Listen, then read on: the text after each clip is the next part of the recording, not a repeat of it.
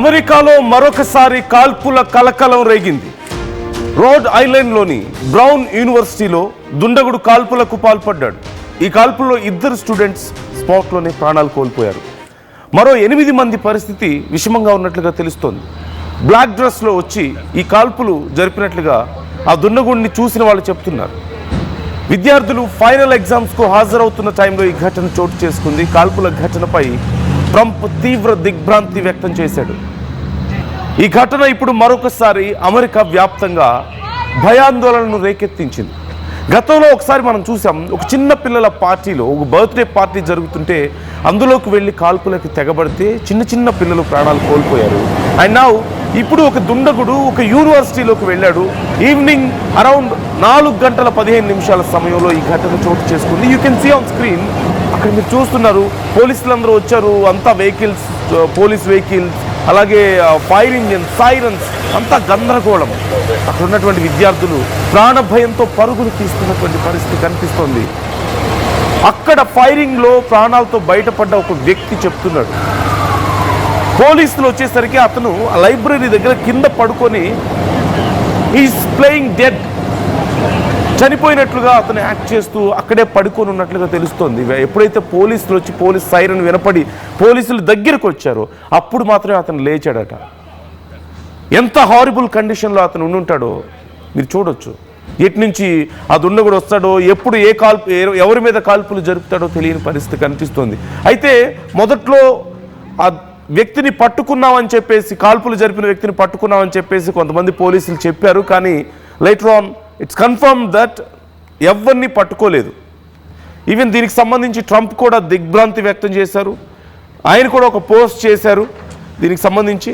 ఒక్కసారి నేను ఆ పోస్ట్ కూడా చదివి మీకు వినిపిస్తాను. ట్రంప్ ఏమన్నారో చూద్దాం.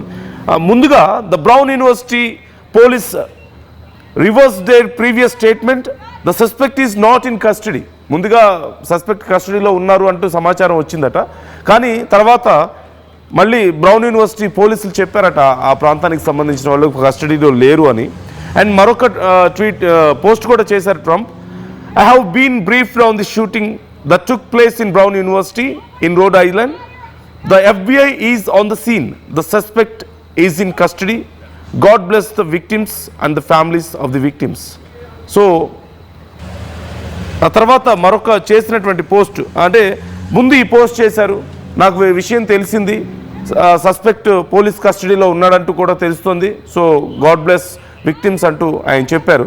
కానీ ఆ తర్వాత మళ్ళీ లేదు, పోలీసులు నాకు ఇన్ఫామ్ చేశారు కస్టడీలో లేడట, విక్టిమ్ దొరకలేదట అని చెప్పేసి మరొక పోస్ట్ కూడా చేశారు. అక్కడ సహాయక చర్యలు తీసుకోవాలని అధికారులను ఆదేశించారు.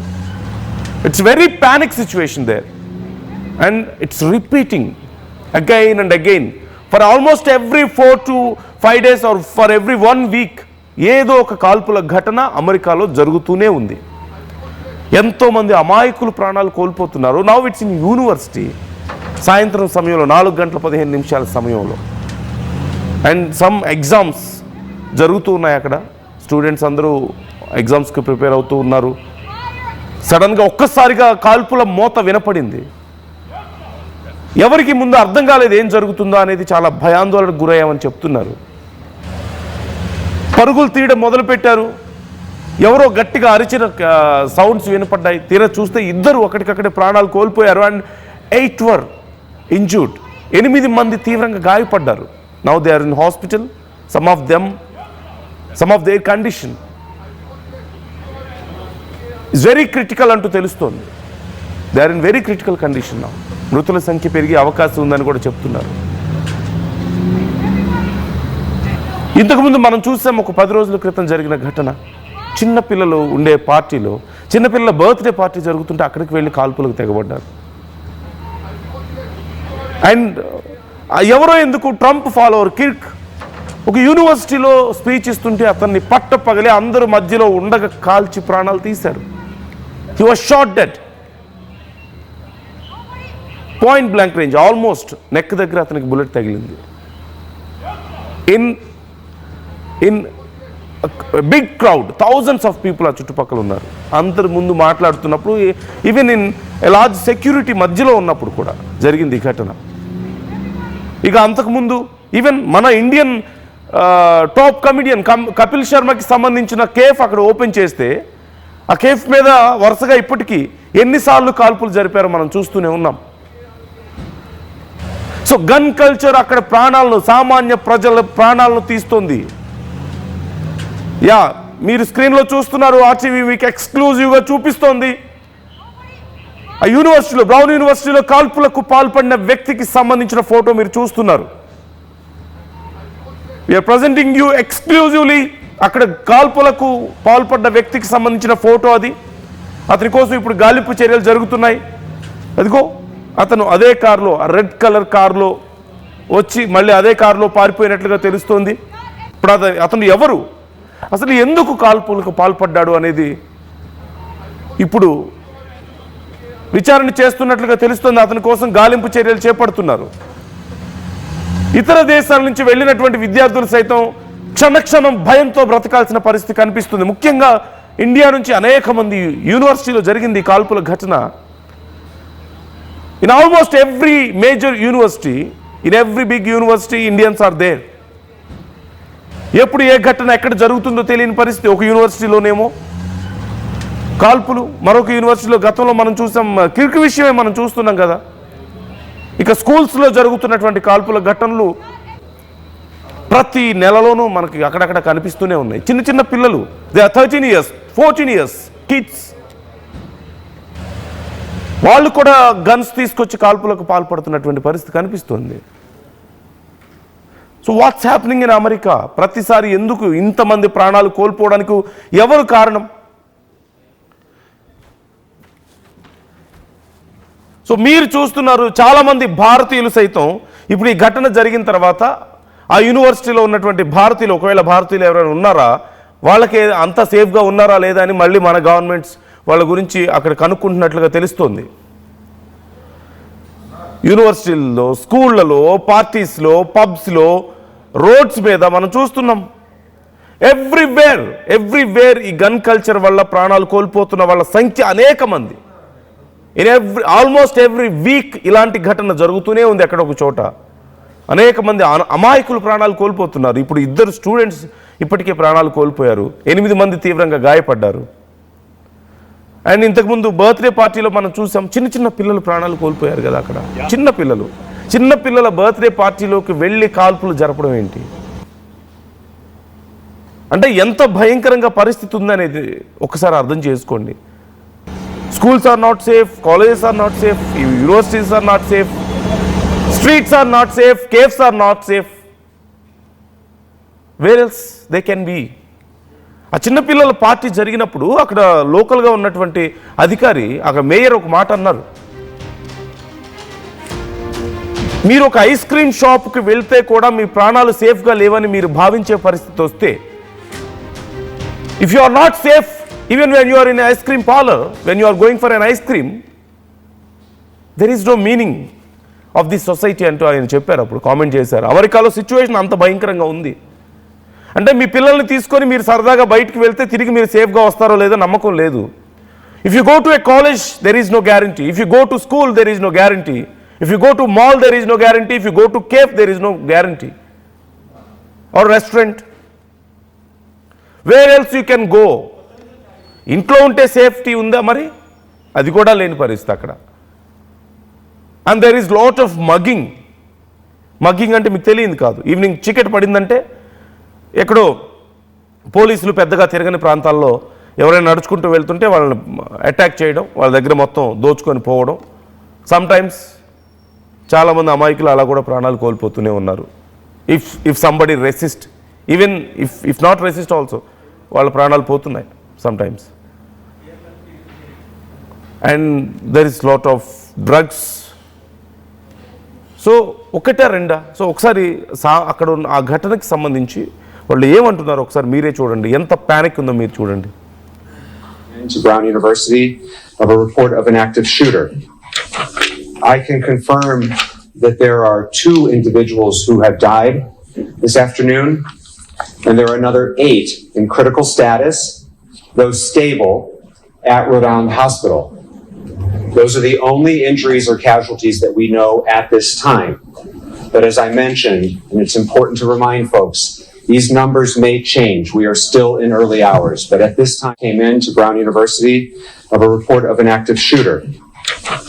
I can confirm that there are 2 individuals who have died this afternoon, and there are another 8 in critical status, those stable, at Rhode Island Hospital. Those are the only injuries or casualties that we know at this time.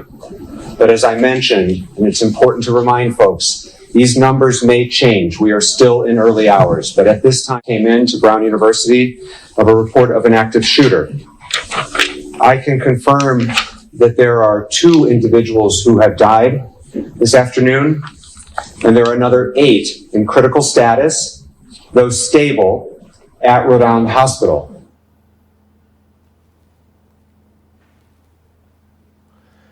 So ఇప్పుడు మాట్లాడింది Bret smiley, అక్కడి mayor. ఇప్పటికీ అప్పుడు మాట్లాడుతున్న సమయానికి 2 ప్రాణాలు కోల్పోయారు, 8 మంది హాస్పిటల్లో ఉన్నారు, కొంత స్టేబుల్గా ఉన్నట్లుగా తెలుస్తోంది. But he is not sure. క్లియర్గా చెప్తున్నారు, బ్రెట్ స్మైలీ క్లియర్గా చెప్తున్నారు, ఇంకా నంబర్ పెరిగే ఛాన్స్ ఉంది, నంబర్ చేంజ్ అవ్వచ్చు, పెరగవచ్చు అని కూడా చెప్తున్నారు. By that time it was 2 people lost their lives and 8 people were in hospital. 8 students were in hospital. So fresh updates కూడా మనం తెలుసుకునే ప్రయత్నం చేస్తున్నాం ఈ ఘటనకు సంబంధించి. ఇంకా అట్ ది సేమ్ టైం మరికొద్దిసేపట్లో ట్రంప్ ఏమన్నారు దీనికి సంబంధించి, ఎలా రియాక్ట్ అయ్యారు అనేది కూడా నేను మీకు చూపించబోతున్నాను. మీరు ఇప్పటికే ట్రంప్ చేసినటువంటి పోస్ట్ను కూడా చూశారు. I'd like to read it again. ఒకసారి నేను మళ్ళీ చదివి వినిపిస్తాను మీకు ట్రంప్ చేసినటువంటి పోస్ట్. మొదట, I have been briefed on the shooting that took place at Brown University in Rhode Island. The FBI is on the scene. The suspect is in custody. God bless the victims and families of the victims